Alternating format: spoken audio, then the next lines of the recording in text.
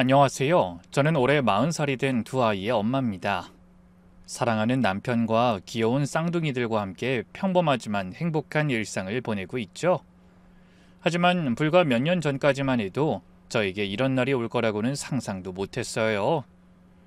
그때 저는 매일 눈물로 베개를 적시며 자책만 하던 사람이거든요. 최근에 시댁의 구박으로 우울증이 생겨 병원에 다닌다는 한 지인의 얘기를 듣게 됐어요. 예전의 제 모습이 떠올라 남일 같지 않더군요. 그래서 용기를 내 이 사연을 쓰기로 했습니다. 혹시나 지금도 시댁의 횡포에 고통받는 분들이 계신다면 그분들에게 작은 위로라도 되고 싶은 마음에 제가 겪은 지옥 같던 결혼 생활을 털어놓으려 합니다. 저는 결혼한 지 7년이 될 때까지 아이를 갖지 못했습니다. 비슷한 시기에 결혼한 친구들은 다들 엄마가 되었고 저보다 늦게 결혼한 후배들도 벌써 둘째를 낳았다는 소식을 전해왔어요. 하지만 저희 부부에게는 그 아이 갖는 일이 참 뜻대로 되지 않더군요. 처음 1, 2년은 그러려니 했습니다. 신혼의 달콤함을 좀 더 즐기고 싶기도 했고 직장 생활을 하다 보니 크게 신경 쓰지 않았어요. 하지만 3년 차가 되면서부터 시어머니의 태도가 달라지기 시작했습니다. 남들이 아이 낳는 얘기를 하며 한숨을 쉬시더라고요. 그래서 저도 걱정되는 마음에 산부인과를 찾아 기본적인 검사를 받았습니다. 검사 결과는 모두 정상이었어요. 자궁도 건강하고 호르몬 수치도 양호하다는 얘기를 듣고 안심했던 기억이 납니다. 남편분도 함께 검사 받으시는 게 좋겠습니다. 그런 의사 선생님의 권유에 남편에게도 검사를 받으라고 했습니다. 하지만 바쁘다는 핑계로 검사를 차일피일 미루는 남편을 보고 잔소리를 하게 됐어요. 자기야, 산부인과에서도 자기도 같이 검사 받으라고 했다니까? 그렇게 자꾸 미루면 내가 그냥 마음대로 예약한다? 그거 검사 받기 진짜 싫은데.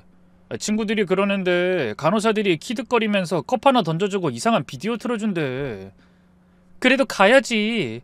어머니가 이제 슬슬 압박하시기 시작하셔. 알았어. 그럼 내가 비뇨기과로 갔다 올게. 산부인과엔 여자 환자들 많아서 창피해. 그러더니 내키지 않는 표정으로 병원에 다녀오겠다고 나가더군요. 그러다 한참 만에 돌아왔어요. 저는 얼른 달려가 물었습니다. 검사 받았지? 결과는 뭐래? 뭐라긴 뭐래. 당연히 정상이라고 하지. 내가 검사 받을 필요 없다고 했잖아. 그럼 뭐가 문제인 거지? 요즘은 이유 없는 난임도 많다잖아. 암튼 난 시키는 거 했다. 하지만 그 뒤로도 아이 소식은 없었고 그렇게 한 해가 지나 결혼 4년 차가 되자 시어머니의 구박이 본격적으로 시작되었습니다.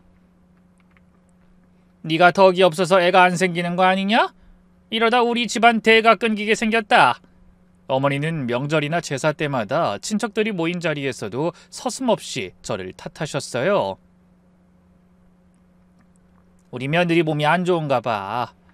결혼한 지 4년이 넘었는데도 소식이 없네. 어쩐지 애가 손발이 차더라고. 그럴 때면 친척 어른들의 동정 어린 시선이 저를 더욱 작아지게 만들었습니다. 하지만 남편은 제 편을 들어주기는커녕 오히려 한숨을 쉬며 마치 정말로 제가 문제가 있는 것처럼 듣고만 있었어요. 5년 차에 접어들면서 시어머니의 구박은 더욱 심해졌습니다. 그때는 하루도 빠짐없이 전화를 걸어 잔소리하셨죠. 우리 옆집 며느리는 결혼하자마자 바로 임신했다더라. 근데 넌 뭐가 문제니? 좋은 음식 해먹이고 남편 잘 챙겨줘야 애가 생기지. 네가 맨날 밖에서 일한다고 남편을 소홀히 하니까 그런 거야. 우리 집안 체면이 말이 아니다. 사람들이 다 수근거려. 너희 사이에 뭐 문제 있는 거 아니냐고. 그럴 때마다 저는 잘못한 것도 없이 죄인이 되는 기분이었어요. 그래서 마땅한 말을 찾지 못해 이렇게 대답했습니다. 저희도 노력은 하고 있는데 하지만 시어머니는 제 말을 들으려 하지 않으셨죠. 노력? 이 노력한다는 게 고작 이거냐? 정성이 부족해서 그래. 간절한 마음이 없으니까 아이가 안 생기는 거야.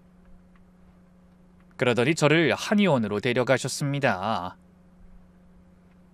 동네에서 유명하다는 한의사를 찾아가 제 맥을 짚어보게 하셨죠. 한의사는 시어머니의 눈치를 보더니 이렇게 말했습니다. 이분은 몸이 차네요. 자궁이 차가워서 아이가 잘 안 생기는 체질입니다. 그 순간 시어머니의 얼굴에 역시 그렇진 않은 표정이 번졌습니다. 마치 제가 잘못이 있다는 것을 확인받은 것처럼 만족스러워하셨죠. 저는 그저 아무 말도 할 수 없었습니다. 한의원에서는 비싼 한약을 지어주더군요. 한 달에 100만 원이 넘는 한약값을 제 월급으로 내야 했습니다. 쓰다 쓴 한약을 하루 3번씩 꾸역꾸역 마셨지만 여전히 아이는 생기지 않았죠. 그 사이 저희 친정 부모님의 처지도 난감해졌습니다. 시어머니가 친정에도 전화를 하셨거든요. 사돈, 미경이가 몸이 안 좋은가 봅니다. 한의원에서도 몸이 차다고 하던데 어렸을 때부터 그랬나요? 아무래도 그래서 애가 안 생기는 것 같아요. 그런 말을 들으신 친정엄마는 안타까운 말투로 제게 전화하셨습니다. 미경아, 엄마가 미안하다. 결혼 전에 몸을 잘 챙겨줬어야 하는데.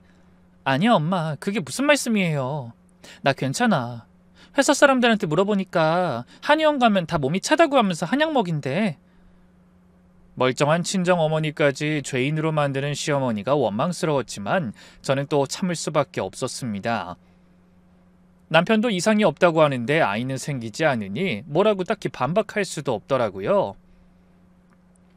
그러던 중 제가 정말 참기 어려운 사건까지 벌어지게 됐어요. 시어머니가 얼마나 친정에 뻔질나게 전화를 해서 제 탓을 하시는지 친정 아빠까지 사위와 시어머니에게 사과하는 일이 벌어진 겁니다. 그날은 제 친정 부모님이 모처럼 딸을 보기 위해 집에 오신 날이었어요. 그런데 연락도 없이 들이닥친 시어머니가 저 보란듯이 부모님께 싫은 소리를 꺼내셨습니다. 딸이 결혼하고 몇 년째 애를 못 가지면 무슨 수를 쓰든 노력을 하셔야지 손 놓고 가만히 보고만 계시는 게 맞는 겁니까? 옛날 같으면 애 못 낳아 소박을 맞아도 할 말 없는 거 아시죠? 그러자 부모님이 무슨 대역죄라도 저지르신 듯 시어머니에게 쩔쩔매며 고개까지 숙여 사과하셨어요. 그것도 평생 교직에 몸담아 꼿꼿하기가 이루 말할 수 없는 저희 친정아버지까지요. 죄송합니다. 저희가 딸을 잘 챙기지 못했나 봅니다. 좋은 병원이 있는지 알아보고 저희가 비용 전부 대겠습니다. 아버지가 그렇게 작아지시는 모습을 본 건 처음이었어요. 정말 속상하고 가슴 아픈 일이었습니다. 하지만 남편은 그런 장인 앞에서도 당당하더군요. 아니 아버님이 사과하실 일은 아니죠. 그래도 미경이는 몸에 좀 더 신경 썼으면 좋겠어요. 매일 회사 일에 정신 팔려서 저녁도 거르고 그러니까. 남편은 마치 제가 회사 일 때문에 몸을 돌보지 못해 아이가 안 생긴다는 듯이 말했어요. 너무 황당했습니다. 내가 저런 남자를 믿고 멍청하게 결혼까지 했구나 하는 후회가 물밀듯이 밀려오는 순간이었어요. 맘 같아서는 당장 이혼 서류를 그 면상에 던져버리고 싶었습니다. 하지만 이미 결혼한 이상 제 선택을 후회하고 싶지 않았어요. 이혼하고 나서 저를 무시할 사람들의 시선도 두려웠고 부모님께도 불효하는 것 같았죠. 그래서 하는 수 없이 꼭 참으며 아이를 갖기 위해 쓰디쓴 한약을 먹으며 버텼습니다. 이제는 오기가 생겨서라도 꼭 아이를 낳고 싶다는 생각이 들었어요. 저만 괴롭히는 것도 모자라 친정 부모님까지 모욕한 일에 대해 꼭 후회하게 만들어줄 거라고 생각했죠. 하지만 얼마 후 그런 제 생각이 얼마나 어리석은 착각이었는지 깨닫게 됩니다. 너무 어이없고 황당해서 지금 생각해도 이가 갈릴 지경이네요. 결혼 6년 차가 되었을 때 급기야 저는 우울증 같은 증상까지 겪었어요. 회사에서도 집중이 안 되고 집에 가는 것도 두려웠습니다. 시어머니가 시도 때도 없이 찾아와 들들 볶는 통에 사는 게 아니었어요. 전국 소문난 한의원은 다 가서 약을 먹었는데 왜 아직도 이 모양이냐? 너 어디가 고장이 나도 아주 단단히 고장난 애 아니니?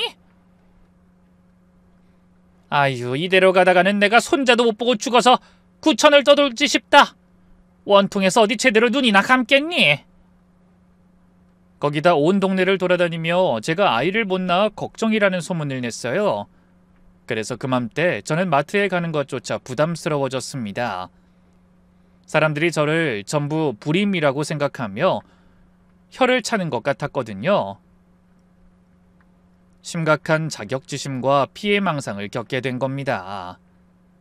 그러던 어느 날 남편이 퇴근하자마자 심각한 표정으로 말했습니다. 미경아, 엄마가 너 회사 그만두라고 하시는데? 뭐? 아니 갑자기 왜? 갑자기는 아니지. 우리 이제 내년이면 결혼한 지 7년 차야. 근데 아직도 이러고 있는 건 네가 회사에서 받는 스트레스 때문일 거래. 그냥 집에서 쉬면서 몸 관리나 하라는 거지. 말문이 막혔습니다. 제가 그동안 쌓아온 경력을 단지 애를 낳기 위해 포기하라니 말도 안 된다고 생각했어요. 하지만 남편은 그저 방관자처럼 저더러 알아서 하라고만 했습니다. 결국 저는 눈물을 머금고 사직서를 냈죠. 동료들은 안타까워하면서 만류했지만 저는 한숨을 쉬며 짐을 챙겨 나올 수밖에 없었습니다. 그렇게 제 사회생활은 끝이 났어요. 회사를 그만두자 시어머니의 요구는 더욱 집요해지더군요. 아침마다 찾아와서 이런저런 민간요법을 시키셨습니다. 쑥뜸을 뜨고 이상한 약재를 다려 먹고 심지어는 부적까지 써오셨어요. 이거 유명한 무당한테 받은 거야. 베개 밑에 넣고 자면 애가 생긴단다. 그런 시어머니를 보며 남편은 아무 말도 하지 않았습니다. 오히려 어머니 편을 들며 저에게 고마워하라고 했죠.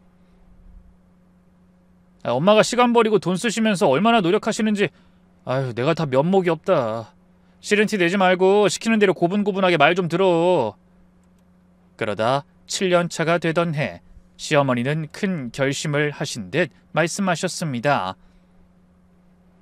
미경아, 짐 싸라. 우리 절에 가자. 네? 절이요? 아니 갑자기 절은 왜긴? 강원도 깊은 산골에 영험한 절이 있다더라. 거기서 자식 점지 기도하면 애를 낳는다고 소문이 자자해. 가서 기도하고 오자. 3박 4일 정도 있을 짐 좀 챙겨라. 정말 가고 싶지 않았어요. 하지만 시어머니의 단호한 표정에 또다시 고개를 끄덕일 수밖에 없었습니다. 어쩌면 왜 그런 억지에 끌려다녔냐고 하는 분들도 계실 겁니다. 하지만 막상 그 처지가 되어보지 않으면 모르는 겁니다. 저도 바보라서 당하고만 있었던 건 아니에요. 매일같이 저를 탓하는 시어머니의 잔소리와 무심한 남편의 말에 상처받기를 반복하다 보니 저도 모르게 정말 내가 문제인가 하는 생각을 하게 됐고 막상 이혼하려고 마음먹으면 자존심이 허락하지 않았죠. 사회가 많이 달라졌다곤 하지만 아직 이혼녀에 대한 곱지 않은 시선이 있는 것도 사실이었으니까요. 게다가 친정부모님이 애 못 낳아 이혼당한 딸을 보고 얼마나 속상해하실지 상상하는 것만으로도 마음이 아팠거든요. 그래서 저도 이를 악물고 마음을 굳게 먹었습니다. 그래, 내가 회사까지 그만둔 게 억울해서라도 애 낳고 만다. 애만 낳으면 남편한테도 시어머니한테도 꼭 사과받을 거야. 그렇게 다짐하며 짐을 챙겼어요. 다음날 새벽, 시어머니와 저는 강원도로 향했습니다. 구불구불한 산길을 한참 올라가니 작은 암자가 나타났어요. 조용한 산속에 파묻힌 고즈넉한 절이었죠. 하지만 저에게 그곳은 지옥 같은 곳이었습니다.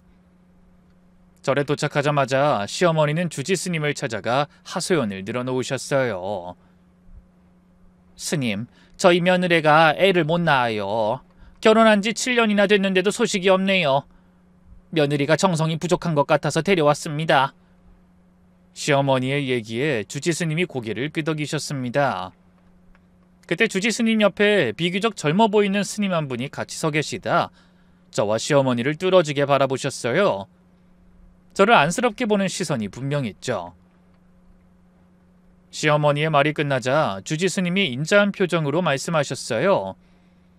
자식은 하늘이 점지해 주는 것이니 정성을 다해 기도하면 좋은 소식이 있을 겁니다. 그러고는 저를 법당으로 데려가셨습니다. 3,000배를 하셔야 합니다. 처음이라 한 번에 다 하긴 힘드실 거예요. 하루에 1,000배씩 3일에 나눠서 하세요. 3,000배.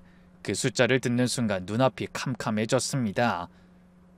평소 운동을 하지 않던 저에게는 하루 1,000배도 불가능에 가까운 일이었죠. 하지만 시어머니는 들뜬 목소리로 제 등을 떠밀었습니다. 뭘 멍하니 서 있어? 빨리 시작해. 정성이 지극하면 하늘도 감동한다잖아. 저는 떨리는 다리로 법당 중앙에 섰습니다. 그리고 첫 번째 절을 시작했죠. 1번, 2번, 3번. 처음 100번까지는 그럭저럭 할만했습니다. 하지만 200번을 넘어가자 무릎이 아프기 시작했고 300번을 넘자 온몸이 땀으로 흠뻑 젖었습니다. 아직 700번이나 남았는데 왜 이리 정신을 못 차려? 똑바로 하지 못해? 시어머니는 옆에 앉아서 저를 감시하듯 지켜보셨습니다.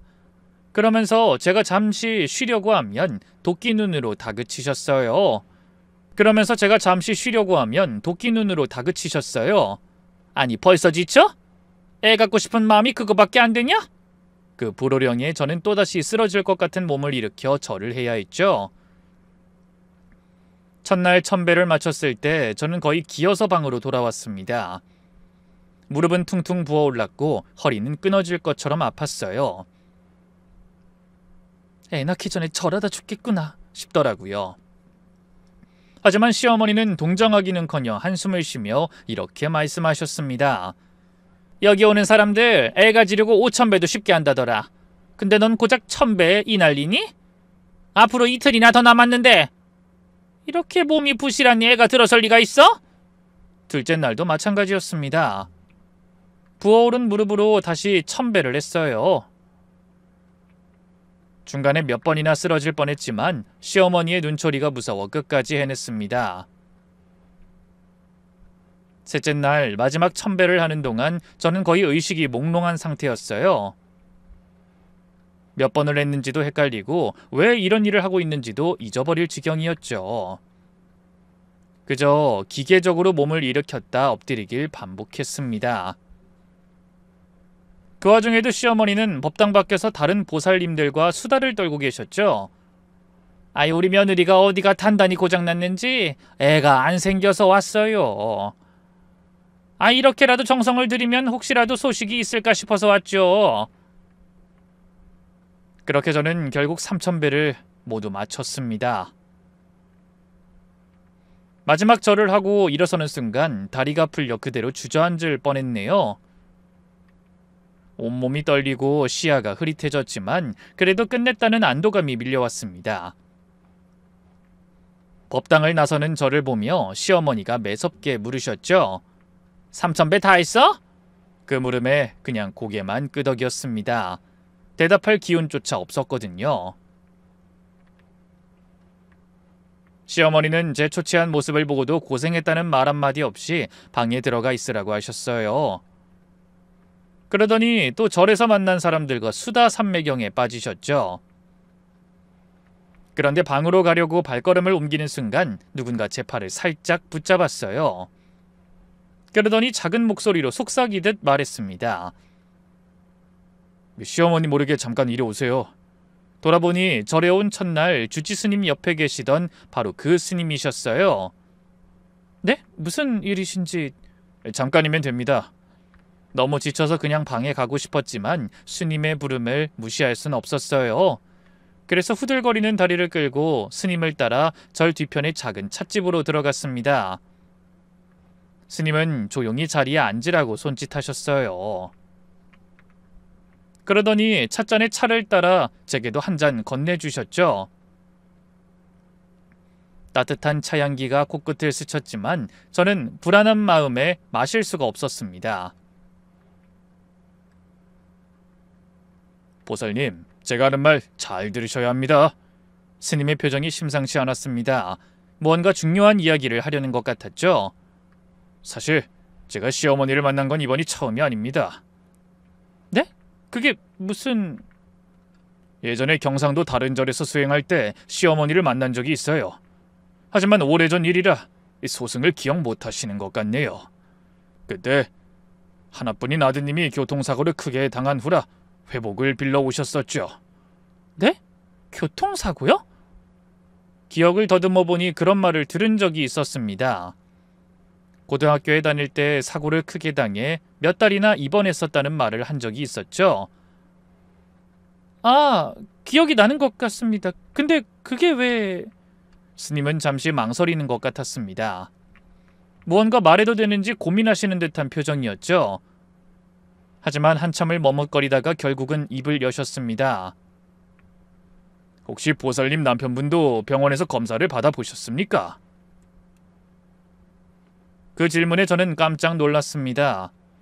왜 갑자기 그런 걸 물으시는지 이해할 수 없었거든요. 제 남편은 혼자 가서 검사를 받고 왔어요. 근데 아무 이상이 없다고... 스님은 깊은 한숨을 쉬셨습니다. 그러고는 찻잔을 내려놓으며 말씀하셨어요. 소승이 이런 말씀을 드려도 되는지 모르겠지만 이 보살님이 너무 안쓰러워서 말씀드립니다. 사실 남편분에게는 비밀이 있습니다. 네? 비밀이요? 무슨 비밀 말씀이신지... 심장이 빠르게 뛰기 시작했습니다. 무언가 엄청난 사실을 듣게 될 것 같은 불안감이 엄습했죠. 그때 시어머니는 아들이 사고로 다쳐 아이를 가질 수 없다는 말을 듣고 치성을 드리려고 오신 겁니다. 순간 귀를 의심했습니다. 스님이 무슨 말씀을 하시는지 선뜻 이해가 가지 않았어요. 그게 무슨 말씀이세요? 아이를 가질 수 없다뇨?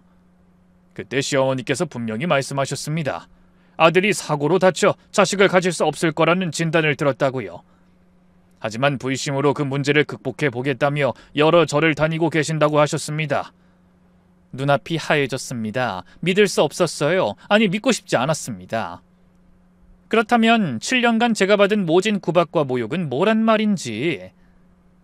스님, 그게 정말이세요? 부처님을 모시는 몸으로 거짓말은 할 수 없습니다. 혹시나 하고 어제 보살님이 기도드릴 때 시어머니께 확인도 했어요. 소승이 수행하던 절에 아들 문제로 다녀오신 적이 있다고 하더군요. 스님은 잠시 말을 멈추셨다가 다시 이어가셨습니다. 그 말을 듣고 도저히 가만히 있을 수가 없었어요. 부처님께 기도드리는 거야 문제가 아니지만 죄 없는 사람이 죄인 취급을 받는 건 그냥 지켜보고 있을 순 없더군요. 불법을 어기는 거일 수도 있지만 진실을 알려드려야겠다고 생각했습니다. 저는 아무 말도 할 수 없었습니다. 그저 멍하니 앉아 허공만 바라봤어요. 남편이 아이를 가질 수 없는 몸이라는 말만 계속 귓가에 맴돌았습니다. 그럼 시어머니는 처음부터 다 알고 계셨던 거네요? 제가 아이를 못 낳는 게 아니라 아들이 못 낳는 건데도 저를... 말을 끝맺지 못하고 눈물이 터져 나왔습니다. 억울함과 분노, 배신감이 한꺼번에 밀려왔어요. 7년 동안 제가 당한 모든 일들이 주마등처럼 스쳐 지나갔죠. 저를 바라보는 안타까운 시선, 친정 부모님의 죄스러운 눈빛, 남편의 차가운 한숨, 시어머니의 끊임없는 구박. 생각할수록 기막히고 원통했습니다. 보살님, 이제라도 현명하게 대처하시길 바랍니다. 그럼 전 이만... 저는 일어서려는 스님 앞에 고개 숙여 인사했습니다. 감사합니다, 스님. 정말 감사합니다.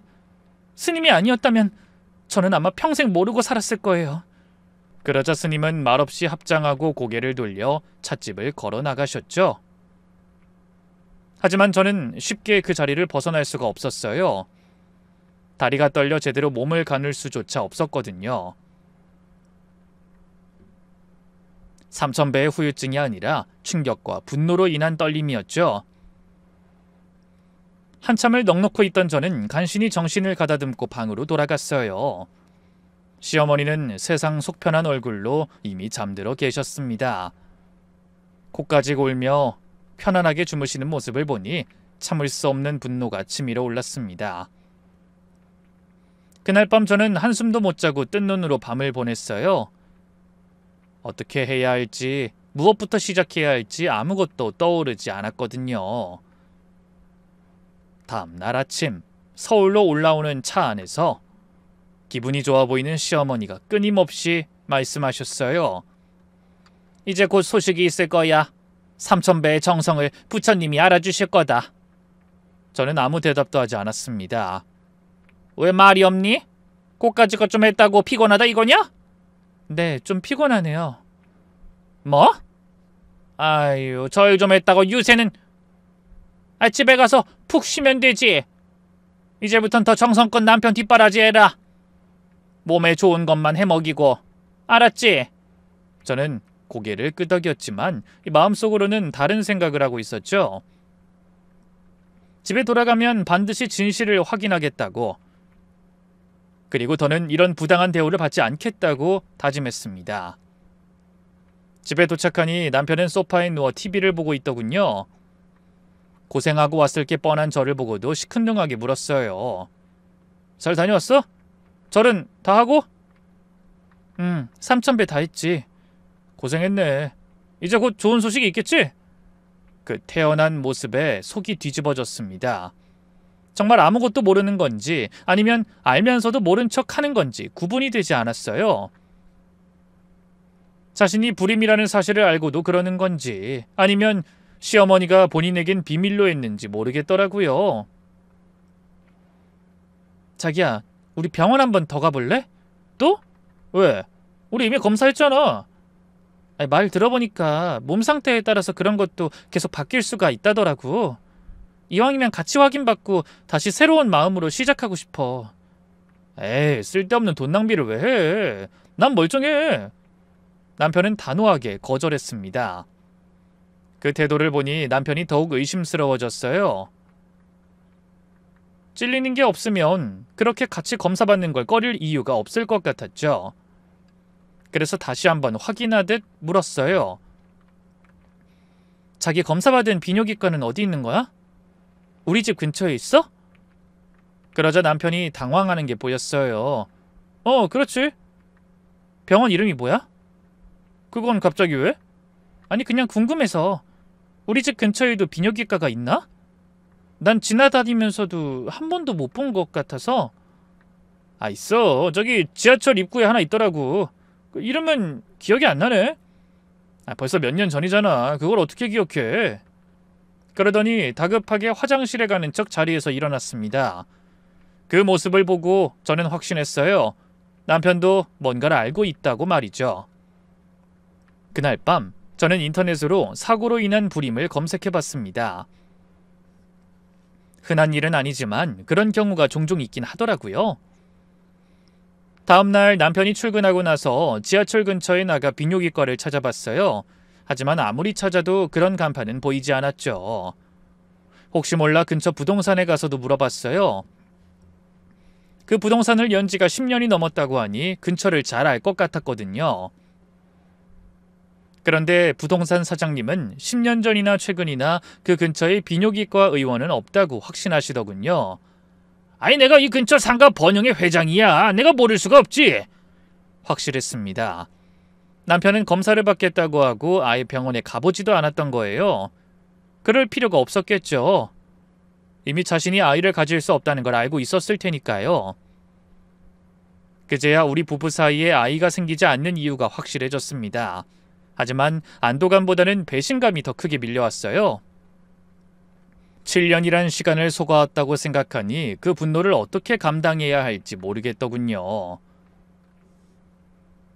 온종일 아무것도 하지 못하고 집안을 서성이기만 했어요. 그러다 저녁이 되어 남편이 퇴근했습니다.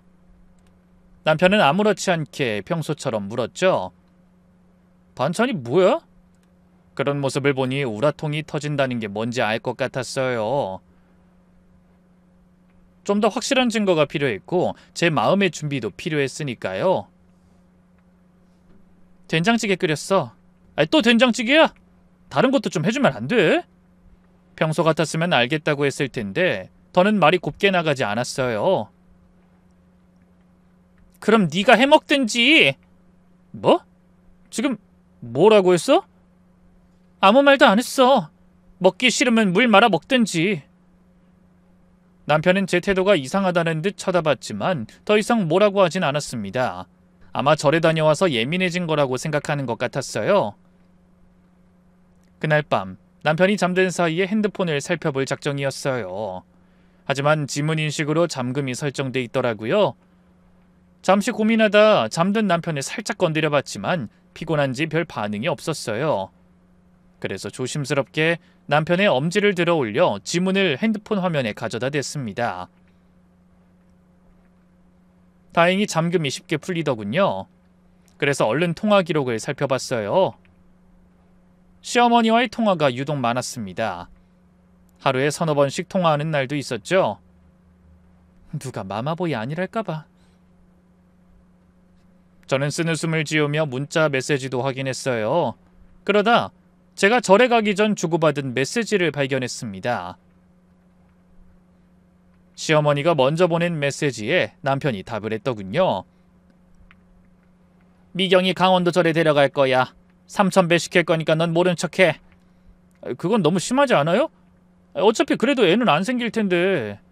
그래도 더 확실히 해놔야지. 그렇게까지 해도 애가 안 생기면 그때는 더 고분고분하게 자기가 불임이라는 걸 인정할 거다. 아이, 그리고 혹시 알아? 부처님이 감동해서 진짜 애라도 점지해 주실지. 아이, 엄마는 아직도 그게 포기가 안 되세요? 포기야 했지. 그래도 사람 일 모르는 거잖아. 미경이 더 다그치다 보면 혹시라도 기적 같은 일이 생길지도 모르는 거야. 그 메시지를 보는 순간 가슴이 무너져 내렸습니다. 저는 아무것도 모르고 두 모자의 장단에 놀아나고 있었던 거예요. 자신이 불임인 줄 뻔히 알면서도 시어머니를 말리지 않는 남편도, 모든 걸 알면서도 그 원인을 며느리에게 돌리며 저를 닥달한 시어머니에게도 소름이 끼쳤습니다. 혹시나 하는 시어머니의 부질없는 기대에 저는 점점 말라가는데 그들에게 제가 겪는 고통은 아무것도 아니었던 겁니다. 남편이 부스럭거리며 돌아눕는 소리에 얼른 핸드폰을 제자리에 놨습니다. 그리고 잠든 척 누웠죠. 하지만 잠이 올 리 없었어요. 배신감과 분노로 온몸이 떨렸으니까요. 다음날 남편이 출근하고 나서 시어머니가 집에 오셨습니다. 또 무언가를 요구하려고 오신 것 같더군요. 미경아, 침 맞으러 가자. 불임 전문 한의원이 새로 생겼다는데 거기가 용하다고 하더라. 거기서 침 맞고 약 맞고 애 생긴 사람이 꽤 있나 봐. 어머니, 저 오늘 몸이 안 좋아요. 몸이 안 좋아? 어디가 어떻게 안 좋은데? 그냥 좀 피곤해요. 젊은 게 벌써 그러면 어떡해? 그러니까 애가 안 생기지. 또 시작이었습니다. 제 탓, 제 책임, 제 문제. 그 모든 말들이 화살처럼 가슴에 날아와 박혔어요. 저는 입술을 깨물며 참아왔던 한마디를 내뱉었습니다. 어머니, 그 이도 다시 검사 받아봐야 할 것 같아요. 제 말이 끝나기 무섭게 시어머니의 표정이 굳어졌습니다. 그게 무슨 소리야? 우리 성준이 멀쩡해. 그걸 어떻게 확신하세요? 요즘은 술, 담배 많이 해서 문제 있는 남자도 많다고 하던데요. 지난번 검사는 확실하지 않을 수도 있고. 됐다! 쓸데없는 소리 하지 말고 네 몸 건사나 잘해라. 시어머니는 화를 내며 자리를 박차고 일어나셨습니다. 그 과민한 반응을 보니 더욱 확신이 생겼죠. 그날 오후 저는 친정에 갔습니다. 엄마의 얼굴을 보니 그동안 참았던 눈물이 쏟아졌어요. 엄마, 나 너무 힘들어. 왜? 또 시어머니가 뭐라고 하셨니? 이번엔 뭘 하라고 하시디에? 그게 아니라 엄마, 사실은...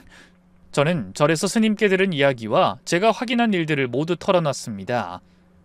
엄마는 듣는 내내 입을 다물지 못하셨어요. 뭐? 그럼 처음부터 널 속였다는 거야? 이런 나쁜 인간들! 이건 사기야. 사기 결혼이라고. 엄마, 나 너무 억울해. 7년을 속은 것도 모자라 그렇게 구박을 받고 산 거야. 엄마는 저를 꼭 안아주셨습니다. 하지만 엄마도 울음을 참진 못하셨어요. 미경아, 당장 이혼해. 그런 집안에 더 있을 필요 없어. 옆에서 얘기를 다 들으신 아버지의 얼굴도 불그락푸르락 변하셨습니다. 이런 사기꾼 같은 인간들! 내가 당장 가서 아주 요절을 내야지! 아빠 그러지 마세요. 제가 알아서 할게요. 알아서 한다고? 네가 뭘 어떻게 하겠다는 거야? 이런 일은 어른이 나서야. 아니에요. 이제 저도 당하고만 있진 않을 거예요. 집으로 돌아오는 길에 여러 생각이 들었습니다. 당장 따지고 싶었지만 그렇게 싱겁게 끝내고 싶지는 않았어요. 꼭 제가 당한 것만큼의 안갚음을 해주고 싶었거든요. 그런데 집에 도착해 현관에 들어서니 시어머니의 신발이 보였어요. 거실에 TV를 틀어놓고 두 모자가 무언가 얘기를 나누고 있더군요. 그러느라 제가 들어서는 것도 모르는 것 같았습니다. 일찍 퇴근한 남편이 무거운 목소리로 한숨을 쉬며 말했어요. 엄마, 미경이가 요즘 이상해. 자꾸 병원 가자고 하는 게 뭘 눈치챈 거 아닐까? 나한테도 그 얘기 하긴 하더라. 그러게 내가 뭘 했어? 정신 바짝 차리고 감쪽같이 속이라고 했잖아. 전 실수한 거 없어요. 근데 언제까지 이렇게 숨기고 살아야 해요? 평생 숨겨야지. 어차피 애 못 낳는 거면 며느리 탓으로 돌려야 해.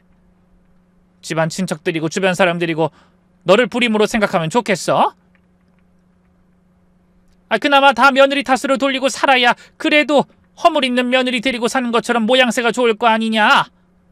그러자 남편도 맞장구를 쳤어요. 뭐 그건 그렇죠. 아무래도 제가 그렇다고 하면 남들이 무시할 것 같고. 당연하지. 그러다 미경이랑 그 친정에서 뭐라고 하겠냐. 자기 딸이 문제인 것 같으니 저렇게 넙죽 엎드려서 한약값도 대고 그러는 거잖아. 그 말을 듣다가 주먹을 불끈 쥐었어요. 맘 같아서는 당장 달려들어 두 사람의 머리끄덩이라도 잡고 싶더라고요. 그때 남편이 말했습니다. 근데 엄마는 되지도 않을 임신에 왜 그렇게 열을 올리세요? 약값이 아깝지도 않아요? 어차피 우리 돈 나가는 것도 아닌데 뭘 그래? 그리고 내가 뭘 했어? 혹시 아니? 그렇게 이것저것 하다 보면 기적적으로 애가 턱 들어설지도 모를 일이다. 에이, 그때 병원에서 뭐라고 했어요? 절대 애 가질 수 없다고 못 박았잖아요. 결혼하고 지금까지 그 고생을 했는데도 안 되는 거면 달라지는 건 없어요. 솔직히 제가 미경이 모르게 그동안 얼마나 바람을 많이 피웠어요. 근데 그 여자들도 하나같이 임신 못했어요. 그거면 답 나오잖아요. 너 아직도 그러고 다니냐? 애 생길 일 없다고 안심하고 그러다 마누라한테 걸려서 책 잡히지 말고 적당히 해. 에이, 제가 바보예요. 걱정하지 마세요. 절대 안 걸려요. 남편의 말을 듣다가 하마터면 소리를 지를 뻔했어요. 다행히 얼른 입을 틀어막아 비명이 터져 나오려는 걸 막을 수 있었죠. 저는 현관 앞에서 한 걸음도 움직이지 못하고 그대로 얼어버렸습니다. 남편은 불임을 숨기고 제 뒤통수를 친 것도 모자라 애 생길 일 없다는 걸 믿고 그동안 마음대로 바람까지 피우고 있었던 겁니다. 저는 시어머니의 구박에 스트레스를 받아 남편이 그런 짓을 하고 다닌다는 걸 전혀 짐작도 못하고 있었어요. 분노를 참느라 목에서 피비린내가 나는 기분이었죠. 그렇게 한참을 서 있다가 일부러 문소리를 내며 들어온 척했습니다. 그러자 남편이 화들짝 놀라 달려 나오더군요. 당신 왔어? 늦었네? 그렇게 됐어. 피곤해서 먼저 잘게. 저는 간신히 가슴속에서 타오르는 불길을 잠재우며 방으로 들어왔습니다. 시어머니가 인사도 없이 들어온 저를 욕하는 소리가 들렸지만 신경 쓰지 않았어요. 하지만 당연히 잠이 올 리 없었습니다. 침대에 누워 그간 제가 했던 노력을 떠올렸죠.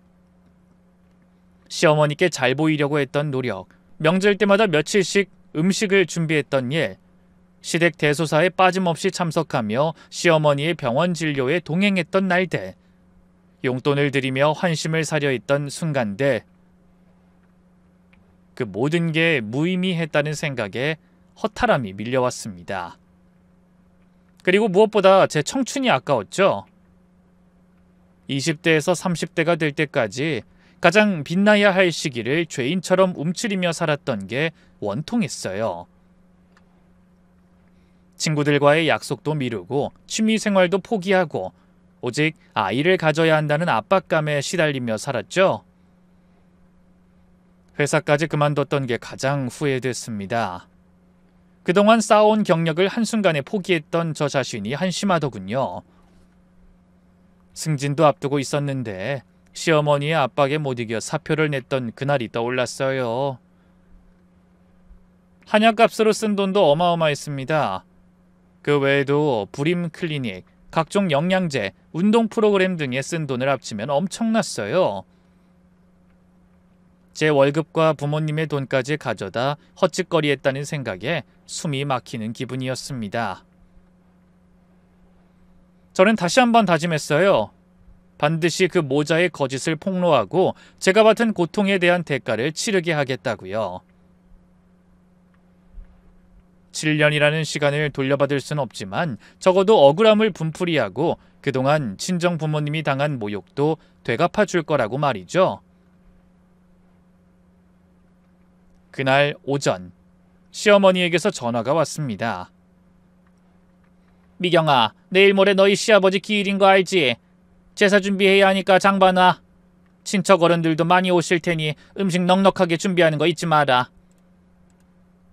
네, 알겠습니다. 저는 순순히 대답했습니다. 하지만 마음속으로는 다른 계획을 세우며 회심의 미소를 지었어요. 제사 전날 저는 평소처럼 음식을 준비했습니다. 전을 부치고 나물을 무치고 탕을 끓였죠. 시어머니는 옆에서 감시하듯 지켜보며 잔소리를 늘어놓으셨어요. 저는 더 얇게 부쳐야지. 나물이 좀 싱거운 것 같은데? 네, 알겠습니다. 저는 묵묵히 일했어요. 그런 노동도 이제 마지막이라고 생각하니 오히려 마음이 편했습니다. 다음날 시댁 친척들이 하나둘 모이기 시작했죠. 시아버지의 형제들, 남편의 사촌들과 조카들까지 거실이 금세 사람들로 가득 찼어요. 근데 성준이네는 여전히 소식이 없네? 큰어머님의 말씀에 다른 친척들도 수근거리기 시작했습니다. 그러게요? 벌써 7년째 아니야? 요즘은 시험관도 많이들 한다는데 그것도 안 되는 건가? 아유, 성준이 안쓰러워서 어쩌니? 그때 시어머니가 한숨을 쉬며 말씀하셨습니다. 아유, 다 제가 덕이 부족해서 그런 거죠 뭐. 하필 며느리를 봐도 저렇게 부실한 애를 들여서. 그 순간 저는 조용히 자리에서 일어났습니다. 잠깐만요. 제가 할 말이 있습니다. 모든 사람의 시선이 저에게 쏠렸어요. 남편은 불안한 표정으로 저를 봤고 시어머니는 눈을 부릅뜨고 노려봤죠. 하지만 저는 신경 쓰지 않고 심호흡을 한 뒤 천천히 입을 열었습니다. 저는 지난 7년 동안 아이를 못 낳는다고 비난받았어요. 근데 사실은 제가 문제가 아니었더군요. 시어머니는 화들짝 놀라 소리쳤습니다. 너 지금 무슨 소리 하는 거야? 저는 멈추지 않고 가방에서 서류를 꺼냈습니다. 여기 제 검사 결과가 있어요. 모든 수치가 정상이에요. 의사 선생님도 임신에 전혀 문제가 없다고 하셨고요. 친척들이 웅성거리기 시작했습니다. 어머나, 이게 무슨 소리야? 며느리 문제가 아니었던 거야? 그럼 왜? 저는 그 말에 대답하는 대신 앞치마 주머니에서 핸드폰을 꺼내며 말했죠. 그건 바로 이런 비밀 때문이었어요. 그러고는 핸드폰을 열어 음성 파일을 하나 재생시켰습니다. 바로 며칠 전 거실에서 남편과 시어머니가 나눈 비밀스러운 대화를 녹음한 것이었어요. 그날 저는 두 사람이 함께 있는 것을 알고 서둘러 핸드폰을 켜 녹음을 시작했었죠. 처음에 의아해하던 친척들도 녹음 내용이 흘러나올수록 낯빛이 변했습니다. 앙칼진 시어머니의 음성이 들렸어요. 평생 숨겨야지. 어차피 애 못 낳는 거면 며느리 탓으로 돌려야 해. 그 뒤로 뻔뻔한 남편의 목소리도 들렸죠. 에이, 그때 병원에서 뭐라고 했어요. 절대 애 가질 수 없다고 못 박았잖아요. 뒤를 이어 남편이 바람을 피우면서도 잘못을 모르는 대화까지. 모든 내용을 들은 친척들이 입을 떡 벌린 채 놀라움을 감추지 못했습니다. 저는 그때를 놓치지 않고 억울한 마음을 토해냈죠. 성준 씨는 어릴 때 사고로 아이를 가질 수 없는 사람이었어요. 그 사실을 알고 있으면서 숨기고 결혼했고 시어머니도 아들의 문제를 전부 저한테 떠넘겨 저희 친정 부모님까지 모욕했어요. 그것도 모자라 걸릴 일 없다고 생각하면서 마음대로 바람까지. 저는 울컥해 말을 잇지 못했어요. 그 순간 시어머니가 미친 듯이 소리쳤습니다. 아닙니다. 다 거짓말이에요. 다 조작된 거라고요. 네가 감히 내 아들을 모함하려고? 저는 그런 시어머니를 향해 코웃음 치며 말했어요. 그래요? 근데 왜 그렇게 산부인과만 가자고 하면 펄쩍 뛰세요? 그럼 지금이라도 성준 씨한테 당당하게 검사 받으라고 하세요. 그러자 시어머니가 말문이 막혔는지 벌겋게 달아오른 얼굴로 입을 다물었어요. 그때 남편이 저에게 다가와 사색이 된 얼굴로 외쳤습니다. 자기야, 이건 오해야. 내가 설명할게. 사실 난 말하고 싶었는데 엄마가 체면 때문에 숨기라고 한 거야. 그리고 바람은 딱 한 번이었어. 진짜야. 그것도 회사 여직원이 술 취해서 덤비는 바람에. 그 얘기에 모든 게 끝났습니다. 스스로 진실을 인정한 꼴이 됐으니까요. 시어머니가 아들을 말리려고 했지만 이미 늦어버렸죠. 뭐라고? 성준아, 너 지금 무슨 말하는 거야? 저도 숨기기 싫었어요. 근데 엄마가 집안 망신이라고 절대 비밀로 하라고 했잖아요. 미영이 탓으로 돌리면 된다고 엄마가 먼저 말했잖아요. 남편이 발뺌하며 책임을 돌리는 모습에 친척들은 혀를 찼습니다. 아니, 우리 집안에서 이게 무슨 일이야? 7년 동안이나 멀쩡한 며느리를 잡다니. 이건 사기 결혼이잖아. 그때 작은 어머니가 저에게 다가와 손을 잡아주셨습니다. 미경아, 너 정말 억울했겠구나. 우린 그것도 모르고 너희 시어머니 말만 듣고 정말 미안하다. 다른 친척들도 하나둘 저에게 사과하고 시어머니와 남편에게 호통쳤어요.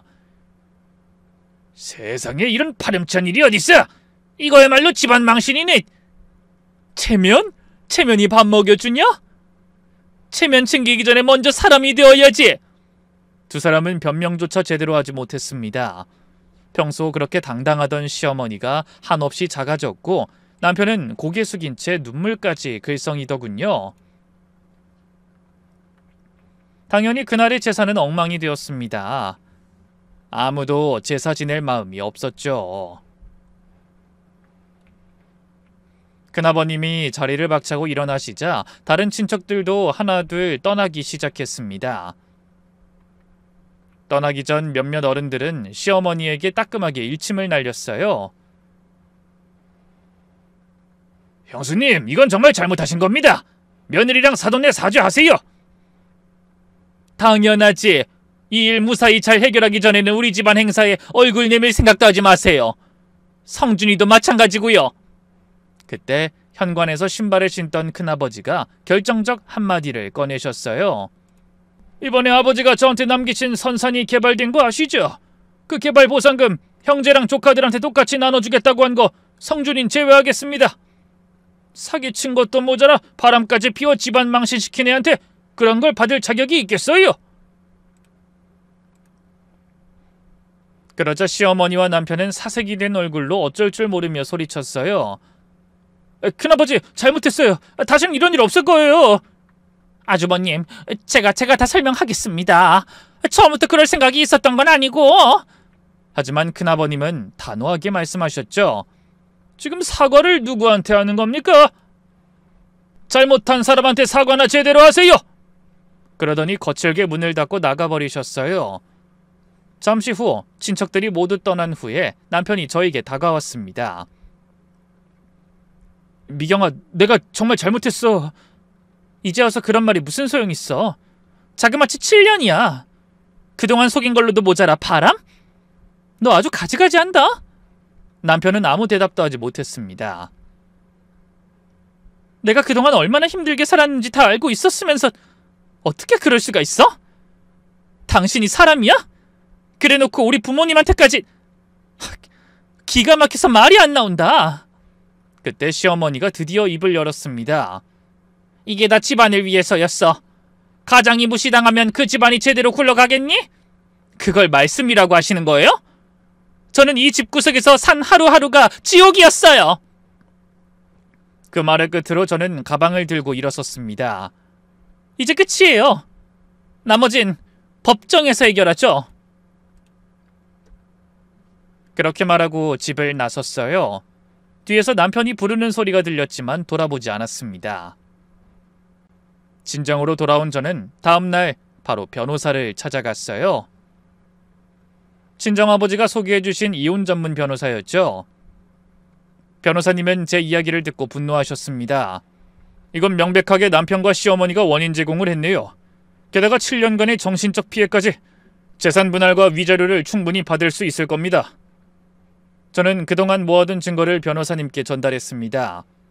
저희 병원 검사 결과서, 남편과 시어머니의 대화 녹취, 불임이라며 저를 탓하던 시어머니의 문자 메시지 기록까지요. 이 정도면 재판에서 질 일은 없습니다. 오히려 상대방이 합의를 원할 거예요.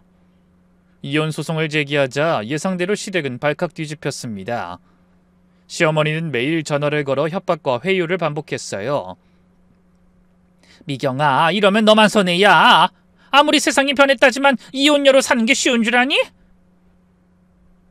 아가, 내가 잘못했다. 난 그저 너희가 어떻게든 애를 가졌으면 하는 마음에. 남편도 끈질기게 친정으로 찾아왔어요. 하지만 부모님은 남편을 차갑게 내치고 집안에 발도 들이지 못하게 하셨습니다. 그랬더니 수없이 문자 메시지를 보내왔어요. 자기야, 내가 잘못했어. 제발 한 번만 용서해줘. 다신 한눈 팔지 않을게. 우리 다시 시작하자. 하지만 전 답하지 않았고 결국 법정에서 두 사람을 만나게 됐어요. 남편 측 변호사는 장황하게 변명을 늘어놨지만 두 사람이 절 속여왔다는 증거가 너무나 명확했습니다. 거기다 남편이 습관적으로 바람까지 피웠으니 변호가 더 힘들었을 겁니다. 결국 저는 정당한 재산 분할과 그동안의 정신적 피해 보상, 위자료까지 생각보다 더 큰 금액을 받아낼 수 있었어요. 법정에서 헤어지며 남편은 마지막까지 추악에 매달렸지만 저는 그 어느 때보다 후련한 마음으로 돌아섰습니다. 그리고 그 이후로 부모님의 보살핌을 받으며 상처받은 몸과 마음을 돌보게 됐죠. 그런데 남편의 고난은 거기서 끝이 아니었어요. 이혼 소식을 들은 작은 어머님이 저의 새 출발을 응원하기 위해 전화하셨다가 놀라운 소식을 전해주셨습니다. 아우, 성준이 걔는 이제 재계약인 틀린 것 같다. 그동안 회사 여직원들하고 그렇게 바람을 피웠나 본데 그중 한 여자 남편이 회사에 찾아와서 성준이 귓방망이를 날렸다는 거야. 그것도 모자라 상간남으로 고소까지 해서 망신살이 아주 제대로 뻗쳤다더라. 결국 회사도 그만두고 업계에도 소문이 쫙 퍼져서 어디 재취업도 어려운 것 같아. 그렇게 남편이 저지른 죄는 부메랑이 되어 자신에게 돌아왔더군요. 이혼하고 1년 후 상처를 추스른 저는 다시 힘을 내 취업에 성공했습니다. 그리고 그곳에서 새로운 사람을 만나게 됐어요. 결혼하고 3년 만에 상처한 남자였는데 성실하고 따뜻한 사람이었죠. 서로의 곁에서 도움을 주다 남다른 감정을 느끼게 돼 결혼까지 생각하게 됐어요. 하지만 신중을 기하고 싶어 사계절을 다 보내보고 만난 지 2년 만에 양가 어르신들의 축복 속에 조촐하게 결혼식을 치르게 됐습니다. 그리고 재혼한 지 반년 만에 임신 소식을 듣게 됐어요. 그것도 쌍둥이였죠. 전 시어머니에게 아이 못 가진다고 그렇게 구박을 당했는데 신혼을 제대로 즐기기도 전에 쌍둥이를 임신하다니 신기하고 놀라웠어요. 남편은 뛸 듯이 기뻐했고 친정 부모님도 눈물까지 글썽이며 감격하셨습니다. 비교적 늦은 나이에 첫 임신이었지만 모든 게 순조로웠어요. 그리고 무탈하게 임신 기간을 보낸 저는 쌍둥이를 출산한 후 진정한 행복을 맛보게 됐습니다. 남편은 아이들을 정말 사랑했고 시댁 식구들도 저를 귀하게 여기며 아껴주셨어요. 시댁에서 사랑받는 기분이 얼마나 좋은 건지 그때 처음으로 알게 됐네요. 그러던 어느 날 돌이 다가오는 쌍둥이를 유모차에 태워 남편과 마트에 장을 보러 갔습니다. 헌데 유모차를 밀며 과일 코너를 지나다가 익숙한 뒷모습을 보게 됐어요. 전 시어머니였죠. 생각지도 못한 모습에 깜짝 놀랐습니다. 시어머니는 손에 청소도구를 들고 여기저기 바닥을 닦으며 돌아다니셨어요. 한눈에 봐도 많이 늙은 모습이었죠. 저는 모른 척 지나가려고 했는데 그때 하필 시어머니도 저를 보고 말았습니다. 그러다 눈이 유모차 안에 쌍둥이에게로 향했어요. 그 얼굴이 묘하게 일그러졌죠. 원망과 후회, 그리고 한이 섞인 표정이었습니다. 저는 잠시 망설이다가 그냥 그 곁을 스쳐 지나갔어요. 인사할 마음도 대화할 마음도 없었죠. 그럴 사이도 아니었고요. 그저 좀 불쌍하다는 생각만 들었습니다.